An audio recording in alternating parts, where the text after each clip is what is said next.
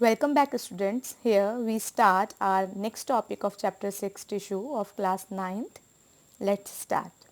As in our previous video, we have studied about types of plant tissues, out of which we have completed first type of plant tissue, that is meristematic tissue.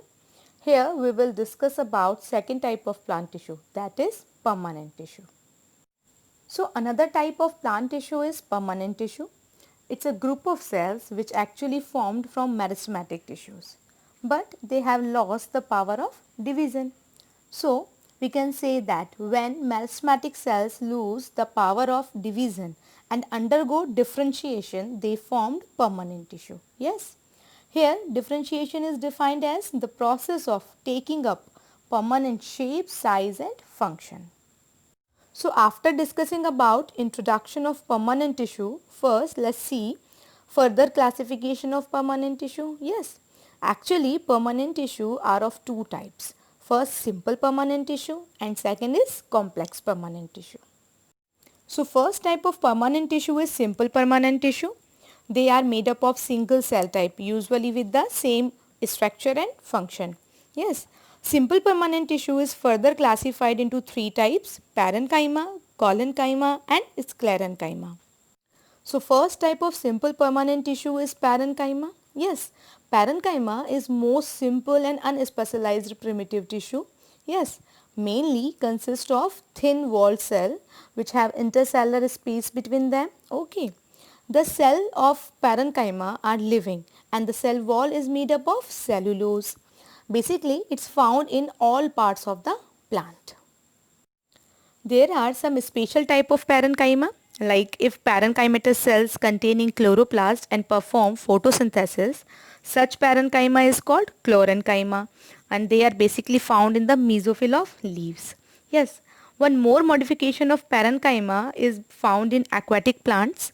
Here, large air cavities are present in the parenchymatous cells. Okay. And these cavities store gases and provide buoyancy to aquatic plants. Yes, to help them to float. Such parenchyma are called aerenchyma. So another type of plant tissue is permanent tissue.